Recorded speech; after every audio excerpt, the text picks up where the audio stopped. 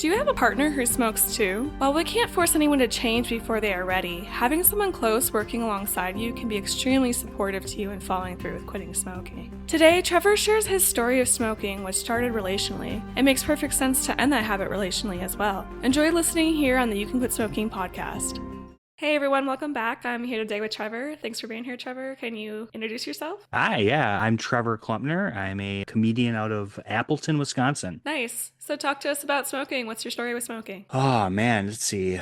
I started smoking, I was like around 11. I would watch my mom smoke all the time, which I feel like is the constant story, is that we watched our parents smoke. She smoked Marb Reds, and I wanted to, because I don't know, your mom looks cool, I guess. So I took a cigarette and lit it. Like I would see her do it, but I did it backwards. And then I was like, who wants this? Why would anyone do this? And then when I got older, I remember I was like 11, and my friend, his parents rented out this trailer on their property to someone. Of course, my first smoking experience is in a trailer. And she just had these cigarette butts just littering this porch area. My friend would be like, yeah, just take a butt and smoke it. And then that was like when I really started trying to smoke. And yeah, that was when it all started for me. You started smoking as a kid then, so where did it pick up? Where you're like getting your own, doing your own thing with it, not just at your friend's house? Like when did it become more of a daily thing? Probably like high schoolish. I just remember my dad smoked Camel wide lights and my mom smoked Marb Reds, and they would buy cartons of them and they would keep them in the freezer. I don't think they realized how much they smoked because I would just be stealing packs all the time and they would never ever say anything. And so I think I stole my dad's more than my mom's just because I think he smoked more. So I don't think he would question it if he was going through them so quick. And so then I would grab those, and then me and my friends would all just share out of that pack because we didn't have any money. And if we couldn't get those, the same guy that I started smoking with, his brother would buy us packs. You know, that's back when cigarettes were like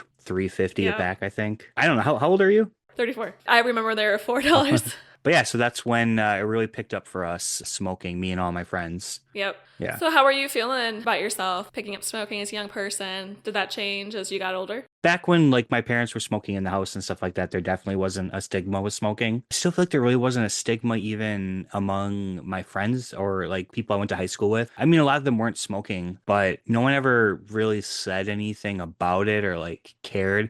I don't know. It was the whole trying to be cool thing, really. You know, I was into skateboarding and listening to like rock and roll, devil's music. And so, yeah, I felt cool doing it, I guess. There's so many pictures I will see that come back on like Facebook memories that are just me and my friends striking poses while smoking. Yeah. Like, who did we think we were? You know, like there's this particular one. It's my friend. He's driving his car and my other friend is in the front seat and I'm in the back seat. And whoever has the camera is angling in a weird way. And we're all just thinking like we're the coolest people. Or I think there was like some senior photos that were taken on like our last day of school where we all had cigarettes in our mouths, just thinking we're the coolest people in existence. But yeah, so it was cool when I was smoking, at least then in like the high school era. And did that change when you went into adulthood? So after high school, I went into the military, and a big part of the military is also smoking. Military and serving are so similar because the only time you get a break is when you're smoking, really. And so a lot of people in the military smoke. And then after I got out, still smoking. I'm trying to think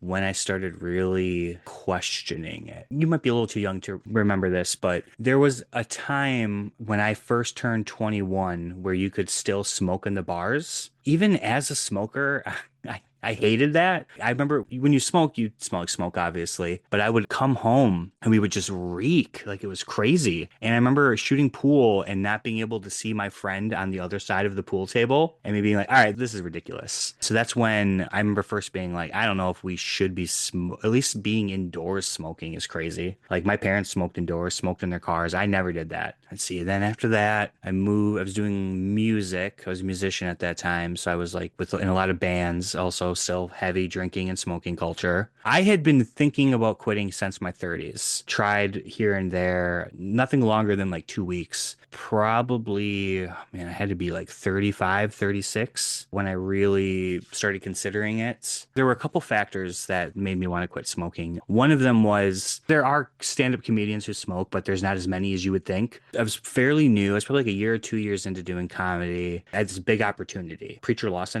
He was a stand-up comedian on America's Got Talent. Okay. He was at the comedy club that I worked the door at, and he offered me a guest spot, which means I get to go up and do like 5 minutes before he goes on stage. It was my first time getting a guest spot doing anything. And so I get up there, I crushed, I did really well. It was like a really big moment for me. I got off stage and he was like, "Oh, dude, that was sick. That was awesome." And he gave me a big hug. I had been nervous about that. So I was just chain smoking cigarettes all day thinking about this guest spot. And I could smell myself, which means that he could definitely smell me. And I've been mortified about it. Just like, that is so embarrassing that like he probably had to be like, ugh, you know? And then my girlfriend, she has a lot of like lung issues. She was smoking too. And then one day she woke up, she goes, "I have to be done. If I smoke, I will die. And I can't do it unless you do it." And so I quit with her. And then we've just haven't gone back since.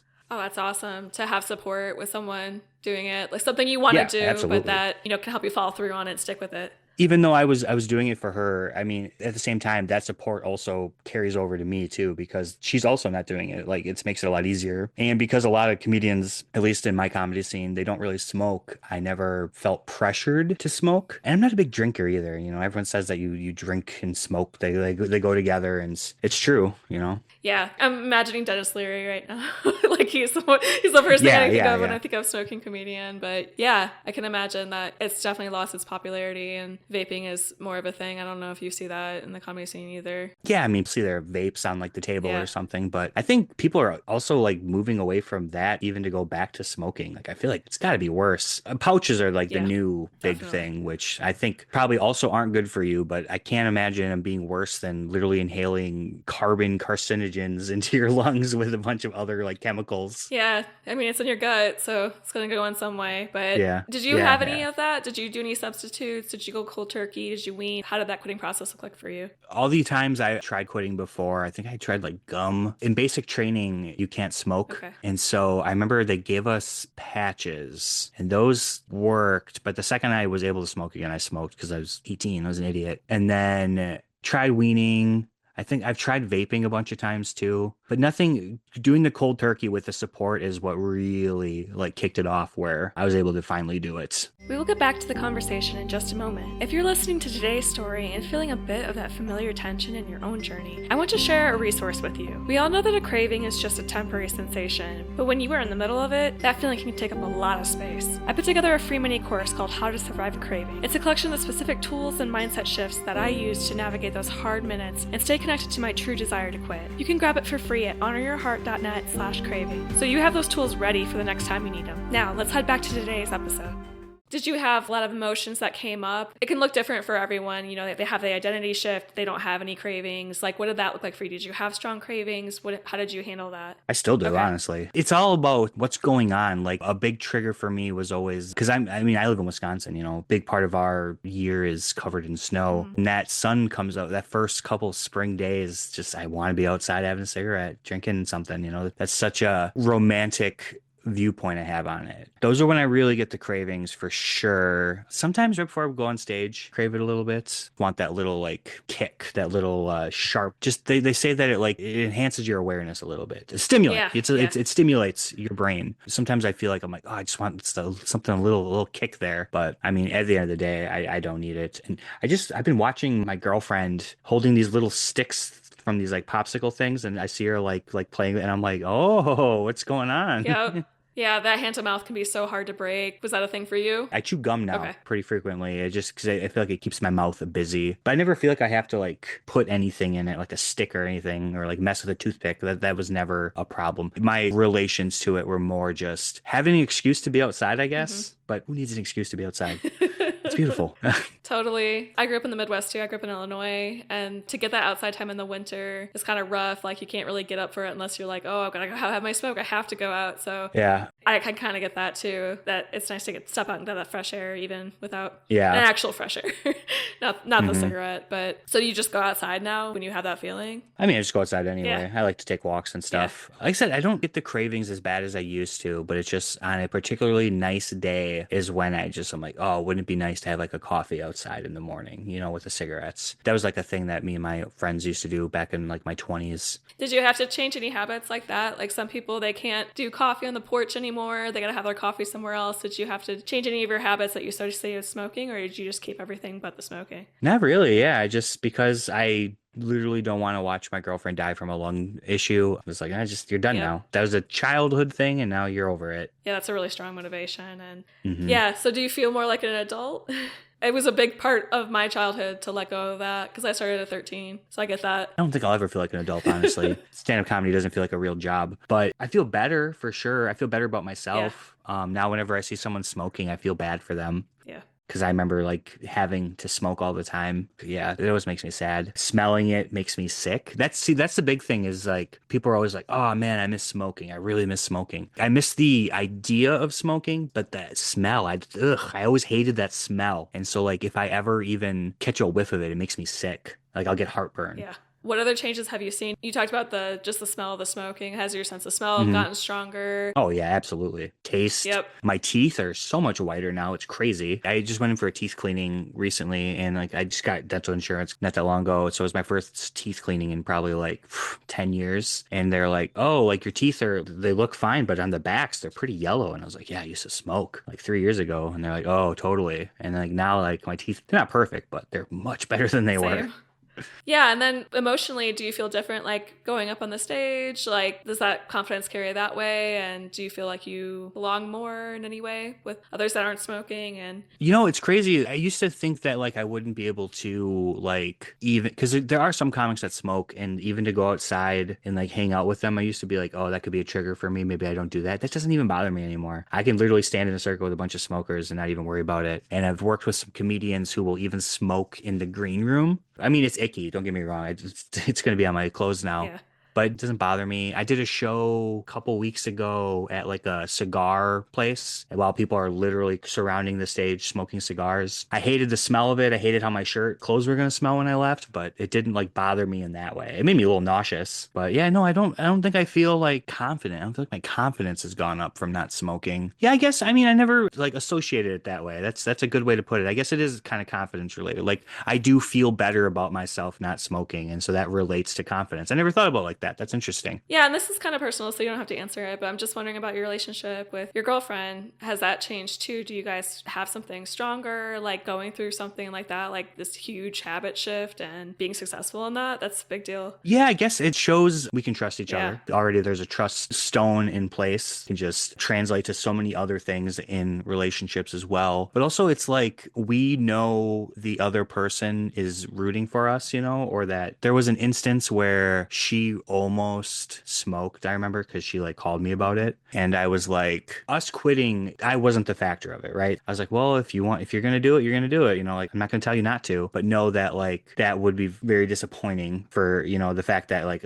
I've put in the time. And so she even will be like, no, he also stuck with this for me. So I should really like not do that. And then I also think about like, there's been instances early on in quitting where like, you know, I've been like, oh man, I really want to have a cigarette right now. And I'd be like, no, she's really counting on me. I know that this would really be a betrayal of her trust and I can't, because once you lose trust, you lose trust. It's so hard to get back. It's not worth it. Yeah. And just because I also quit with my partner, and it's just like to not watch them hurt themselves anymore somehow was helpful to me. Like, even though I was doing the same thing, it's just like, I don't want to see you hurt yourself, so I'm not going to hurt myself. It helped me kind of have that. Yeah, that's a good way to look at it too. She doesn't smoke anymore, but she still has the same like lung issues that she already had. So they don't like just magically go away. And so just thinking about her like smoking on top of that is insane to me. Yeah. Well, that's an awesome story, and I'm so glad that you're able to get to the other side and find something better. I'm wondering, somebody that's in it right now, they're struggling, they want to quit. Maybe they've tried different things like you. They tried vaping, they tried patches, and they're like burnt out and don't even know what to do anymore. They've lost that trust in themselves. Like you were talking about the trust issue. Like, what words of advice would you have for someone that's in that position? Just like anything in life, you just have to keep doing it. You know, even if you fall short, you move on to the next day. It's the same thing with weight loss, any type of lifestyle change. It's It's like, you're going to screw up. You're going to make mistakes. Acknowledge you made the mistake and move on and just try to do better the next day. This has probably helped me a lot, but I wasn't aware of it. But I wasn't around people who were smoking. If you have friends that smoke, and unfortunately that does stink, but you probably should take a break hanging out with them for a little bit, because you're going to want to smoke with your friends, because you have that pathway created.